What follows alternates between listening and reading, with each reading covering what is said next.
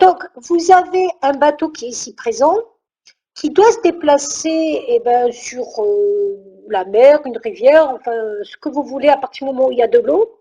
Et on ne sait pas trop comment il va se déplacer. Ce qu'on sait, c'est qu'il y a le vent qui a cette direction-là, donc qui va de V vers E. Donc lui, si on devait juste faire le déplacement du bateau par rapport au vent, on verrait que le bateau se déplacerait de cette façon-là.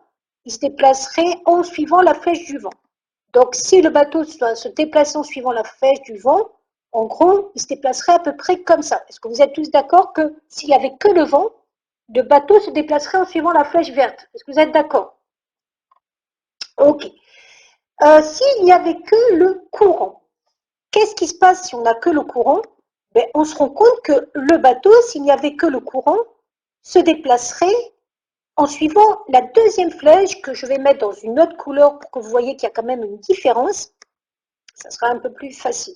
Donc si je devais suivre que le courant, le bateau se déplacerait de cette façon-là en rouge. Or, qu'est-ce qui se passe s'il y a à la fois le vent et à la fois le courant? On se rend compte que le mouvement ne va pas être le même et le mouvement va être la combinaison des deux.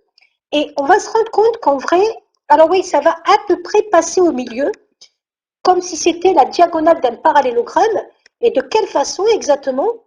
C'est comme si on était en train de construire un parallélogramme ici, ok? Et que à partir de ce parallélogramme, on peut définir un nouveau mouvement. Donc, vous voyez que pour l'instant, je ne parle pas de maths, je parle plutôt de physique. Et on devait regarder donc cette figure, on se rend compte qu'on est en train de former une sorte de parallélogramme. Et donc, le mouvement du bateau, quand on fait attention à la fois au vent et à la fois au courant, va un petit peu partir comme ça dans la diagonale du parallélogramme. Alors là, vous voyez que vous êtes en train de faire intervenir ce qu'on appelle des vecteurs force. Un vecteur mouvement, faites compte, un vecteur vitesse, on peut le modéliser de la façon suivante. C'est-à-dire qu'on aura besoin de plus qu'une direction pour déterminer ce qu'on appelle un vecteur en physique ou en mathématiques. Mais en tout cas, ce que moi j'ai essayé de faire, c'est de modéliser cette activité avec une figure GeoGebra. Et pour utiliser justement la figure GeoGebra, j'ai utilisé un outil qui s'appelle les vecteurs.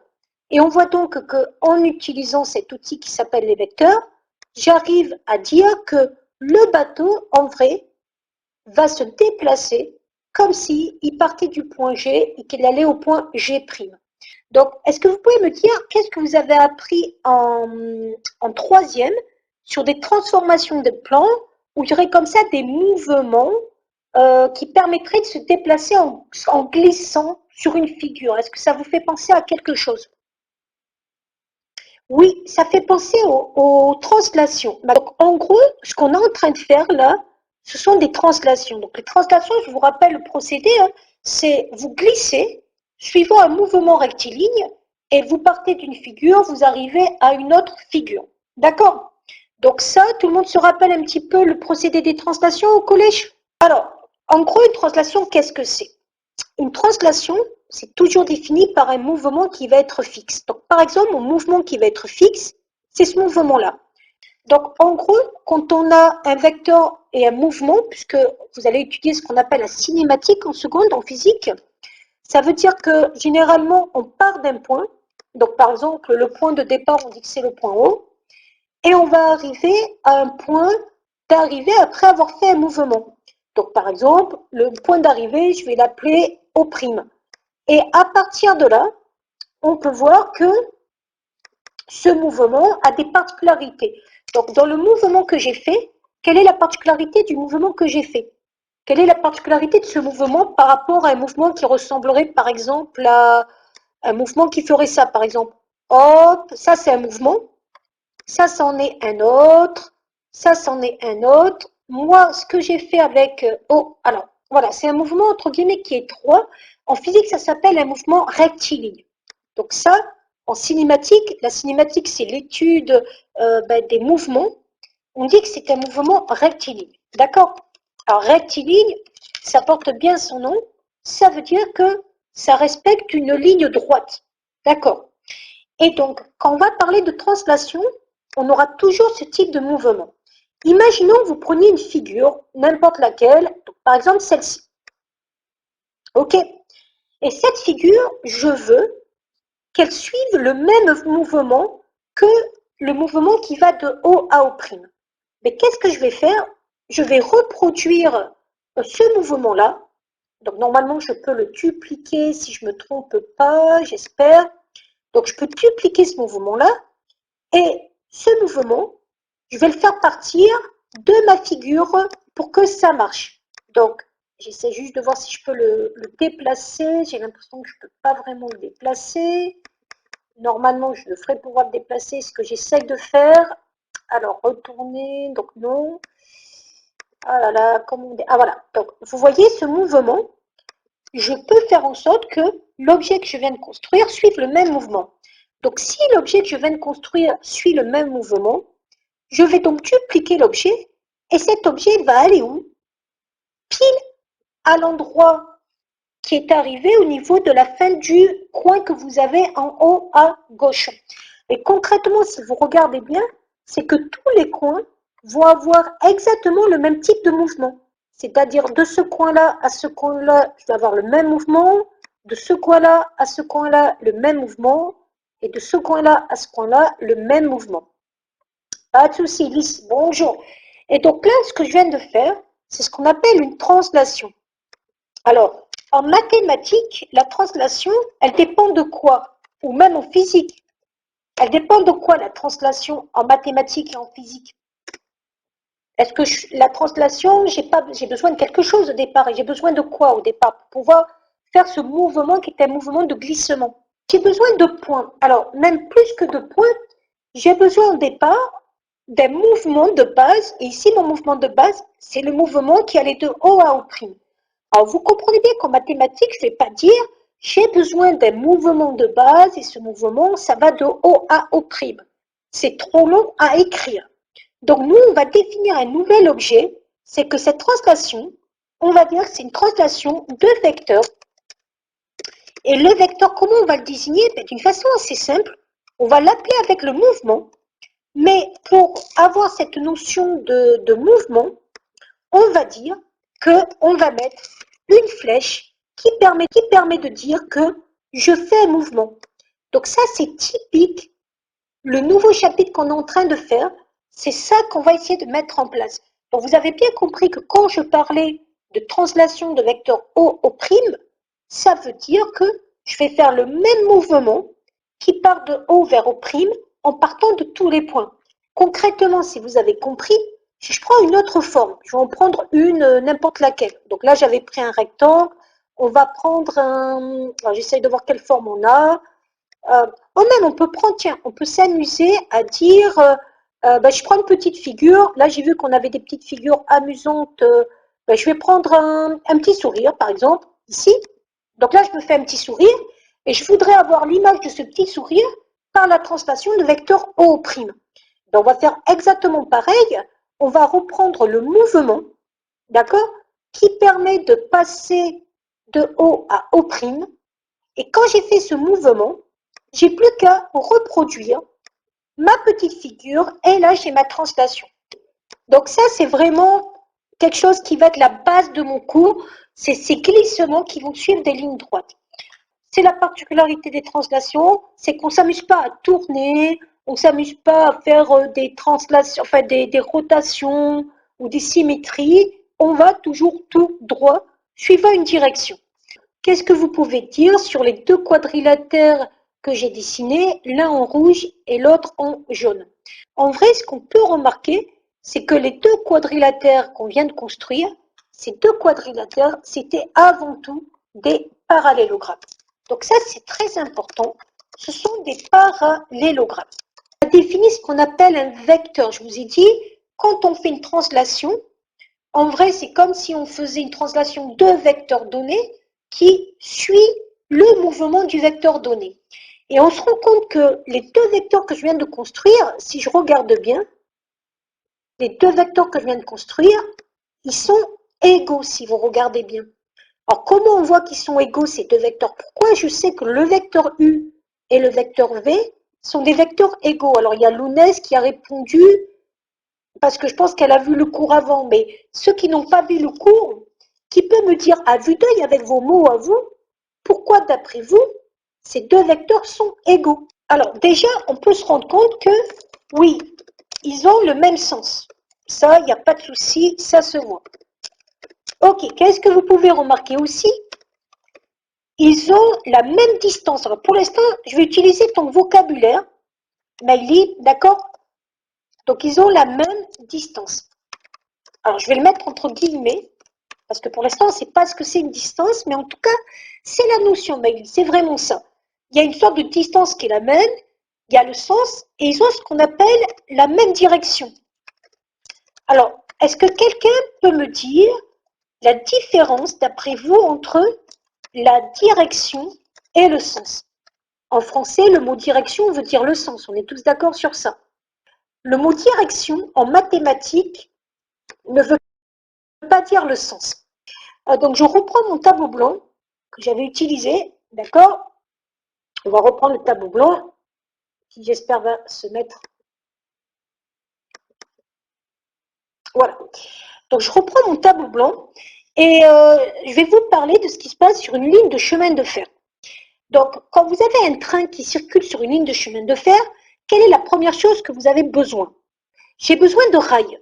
On est tous d'accord, hein? Alors, pour l'instant, oui. Alors, c'est pas la direction en français qu'on a besoin, mais c'est vrai. Pour pouvoir dire un train se déplace sur une ligne de chemin de fer, j'ai besoin de rails. Donc, en gros, quand je veux faire un trajet de train sur une ligne de chemin de fer, je vais commencer par poser des rails. D'accord. Donc, ça, ce sont des rails. Ben, le fait de poser des rails, ça, c'est ce que je vais appeler la direction en mathématiques. Donc, poser des rails,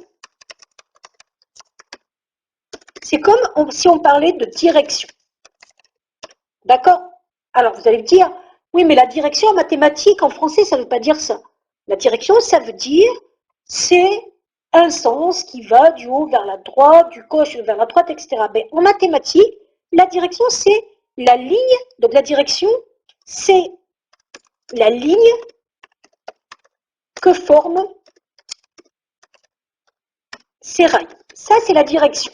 D'accord? Donc, concrètement, si je devais, par exemple, décrire ça avec un point de vue mathématique, voilà ce que j'aurais. J'aurais une droite ici qui se forme. Et cette droite, par exemple, pardon, excusez-moi, j'ai fait autre chose. Donc, j'annule si c'est possible ce que je viens de faire. Donc, j'aurai une droite qui se forme. Je vais la faire en plus gros, comme ça, vous allez voir un petit peu comment ça fonctionne. Donc, j'aurai une droite comme ça qui se forme. Ça serait donc mon rail. Et cette droite, elle passerait peut-être par deux points. Par exemple, un point A et un point B. D'accord? Donc ça peut symboliser mon rail. Et donc, à partir du moment où j'ai ce rail, je vais continuer ce que je suis en train de vous demander. Comment je vais devoir faire maintenant pour dire, mon train, il circule comment sur ce rail? Donc, la direction, si vous avez bien compris ici, c'est donc la droite AB de mon schéma. Ça, c'est la direction. La droite AB. Donc, je continue mon explication. Ok, j'ai posé des rails. Donc, ça m'a créé une direction, c'est-à-dire une droite sur laquelle je vais pouvoir circuler. Mais qu'est-ce que je dois savoir faire après pour savoir comment le train va circuler?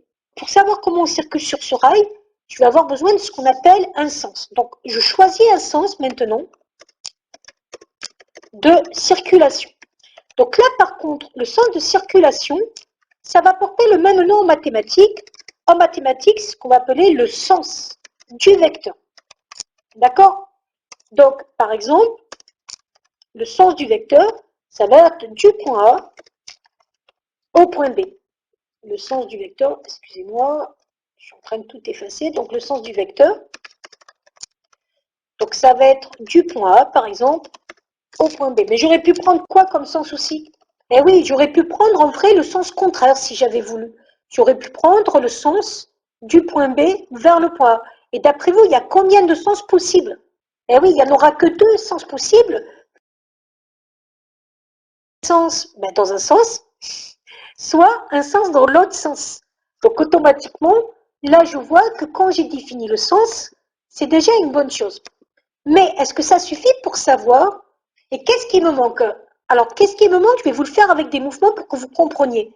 Là, je suis en train de faire des flèches qui caractérisent des mouvements différents. Vous êtes d'accord? Donc, qu'est-ce qui me manque pour savoir exactement où est le train?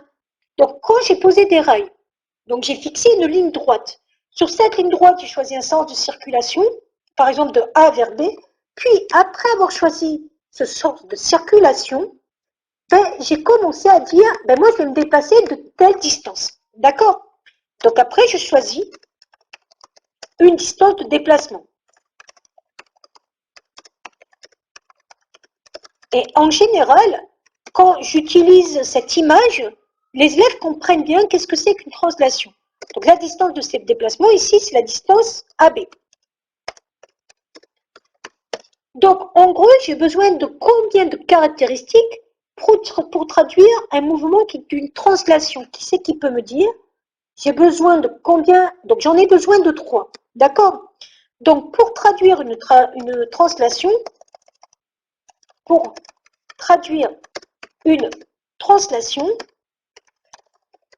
on a besoin de 3 éléments. Alors, lesquels?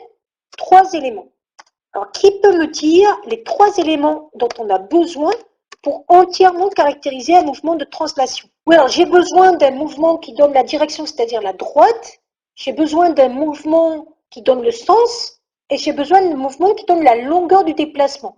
Donc, mais oui, on a besoin du rail, du sens de circulation, et pas du mouvement, mais de la distance de déplacement.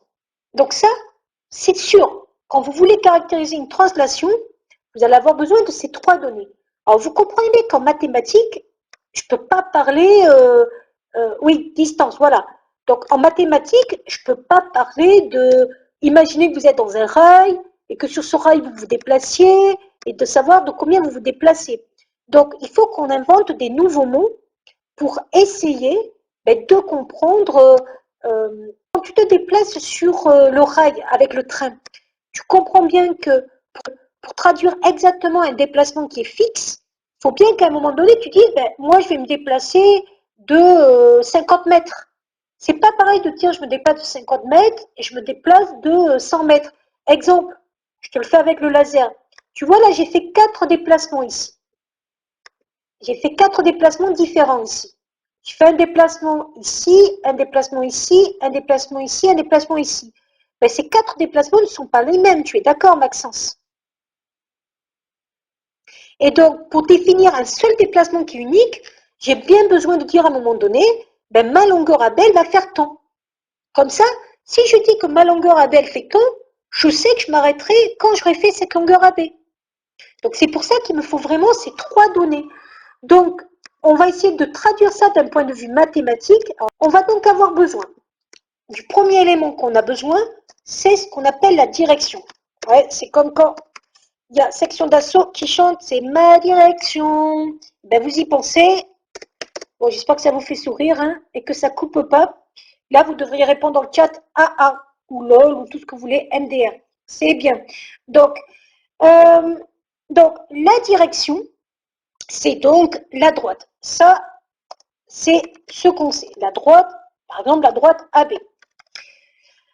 Ensuite, par rapport à cette direction, vous aurez quoi? Donc, la deuxième condition nécessaire, c'est, pour donner du sens à tout ça, il va falloir trouver maintenant le sens. Et regardez cette répartie de fou. Alors, le sens. Donc, le sens, ça va être quoi le sens? Ça va être du point A au point B. OK. Et il va me rester une troisième chose pour entièrement définir cette notion de translation. C'est quoi? Troisième chose, c'est ce qu'on appelle la distance. Alors, la distance en mathématiques, on ne va pas utiliser ce mot. On va utiliser la notion de la norme du vecteur. Alors, qu'est-ce que c'est que la norme? Vous venez de répondre. C'est quoi? C'est la distance. Donc, quand on parlera de norme, on parlera tout simplement de la distance AB. Alors, pour être exactement comme il me faut, j'ai besoin de dire que ma translation, c'est une translation de vecteurs AB. Donc, ma translation, c'est une translation de vecteur AB. Parce que si je ne définis pas mon vecteur, je ne pourrai pas définir à la fois la droite, je ne pourrai pas définir le sens, et je ne pourrai pas définir la distance. Et bien, ces trois éléments vont traduire, je vais effacer les petits smileys. Vous m'en voulez pas si j'efface les petits smileys? Oh, j'ai effacé l'autre truc. Alors, je sais pas, je peux revenir. Là, c'est bon. Alors, petit smiley, hop, on va effacer. On va pas tout effacer, on va effacer celui-là. Non, c'est bon, là. On va garder les trois petits smileys. Donc, on est donc d'accord que pour traduire une translation, on a vraiment besoin de trois éléments. On a besoin de la direction, qui va symboliser le rail de chemin de fer. On va avoir besoin du sens, qui va symboliser si je vais d'un point vers un autre, dans un sens ou dans un autre. Non, Mehdi, on a gardé les smileys. Pas de souci, je peux même vous faire, j'ai découvert ça il n'y a pas longtemps, je peux même vous faire un petit cœur si vous voulez, hop, ou un gros cœur. Voilà. Pas bon ça? Bon. Et puis, donc, la norme. Et la norme, ça représente donc la distance. Et bien, ces trois éléments, c'est ce qui va traduire une translation de vecteur AB. Mais qu'est-ce qu'on a dit tout à l'heure? Si on parle de translation, quand on parle de translation, on parle de, j'attends une réponse, on s'amuse, mais il faut qu'on travaille aussi. Donc, chaque fois qu'on parle, et oui, quand on parle de translation, on parle de vecteur. Et quand on parle de vecteur, on parle de translation. Les deux, vous, en seconde, sont entièrement reliés. On ne peut pas parler de translation sans vecteur, et on ne peut pas parler de vecteur sans translation. Donc, je prends mon petit laser pour vous montrer. J'ai tout tapé, donc vous n'avez pas besoin de retaper. Alors, ce qu'il va falloir savoir faire, c'est... Donc, qu'est-ce que c'est qu'une translation de vecteur AB? Alors, quand on parle de translation de vecteur AB, le vecteur AB, je vous rappelle, a été défini par deux points A et B. C'est donc une direction, un sens et une longueur qu'on appelle une norme en mathématiques. Vous aurez toujours, à partir d'un point M, le même mouvement qui se fait, qui sera donc le point M', et vous aurez donc ces deux mouvements qui sont égaux, mais dire que deux mouvements sont égaux, ça veut dire que les translations sont les mêmes, et ça veut dire donc que les vecteurs sont égaux. C'est pour ça que j'ai écrit ici que le vecteur AB est égal au vecteur MM'. Et ce qui est très important, c'est que quand vous avez des vecteurs égaux, ça veut dire que le quadrilatère qui se forme est un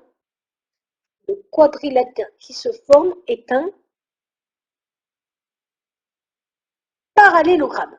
Bon, ça c'est très important. Et donc, concrètement, ça veut dire qu'on fait le même déplacement qui est un glissement dans le plan. Chaque fois que vous aurez deux vecteurs égaux, ça sera un parallélogramme. Et comment on note une translation? Mais regardez comment on a translation. Est-ce que d'après vous, c'est cohérent de parler de translation en disant T, AB? Pourquoi c'est cohérent? Parce que T, ça vient du mot translation et AB pour le vecteur AB. Donc, quand on vous demandera de montrer qu'un quadrilatère est un parallélogramme, il faudra juste réussir à prouver que les deux vecteurs sont égaux. Alors, ce que je ne vous ai pas montré, c'est la suite de la synthèse, et je m'arrêterai à la fin de cette synthèse. On aura fini le cours pour aujourd'hui. Donc, par rapport à la suite de la synthèse. Alors, je vous explique un certain nombre de vocabulaire. Donc, on a dit que le vecteur AB égale vecteur MN, ça veut dire que les deux vecteurs sont égaux. Et ces deux vecteurs-là, ça va s'appeler des représentants. Alors, par contre, à partir de cette notion-là, il va falloir apprendre du vocabulaire. Je ne vous apprends pas qu'en mathématiques, il y a des choses qu'on comprend, mais après, il faut du vocabulaire. Donc, ces représentants, il peut en avoir plein. Ça ne pose pas de souci. Il faut faire très attention que quand vous parlez de représentants, il faut toujours avoir la flèche dans le même mouvement. C'est toujours de gauche à droite, la flèche. Ça n'existe pas une flèche qui va dans l'autre sens. D'accord? Donc, vous ne me faites pas de flèche qui va dans l'autre sens. Vous suivez toujours le mouvement, mais toujours de droite à gauche. Non, de gauche à droite, pardon, excusez-moi. Et donc, comme c'est le même mouvement, au lieu d'écrire vecteur AB ou vecteur MN, on va dire que ce mouvement, on peut l'appeler le vecteur U. Est-ce que ce vecteur U est attaché à un point? Non. C'est la particularité de ce mouvement, c'est que le mouvement va être le même partout, quel que soit le point où on se fixe. Donc ça, c'est la première chose à savoir. Et donc on va dire que quand vous avez un vecteur U, si vous le définissez à partir de 2 points, ça va s'appeler un représentant du mouvement. Donc qui dit vecteur dit translation. Et au niveau du vocabulaire, le point A, ça va s'appeler l'origine. Pourquoi d'après vous ça s'appelle l'origine? Parce que c'est le point de départ. Et le point B, alors on aurait pu dire que c'est la fin, mais nous on appelle ça que c'est l'extrémité. Et pourquoi ça s'appelle l'extrémité? Parce que c'est le point extrême.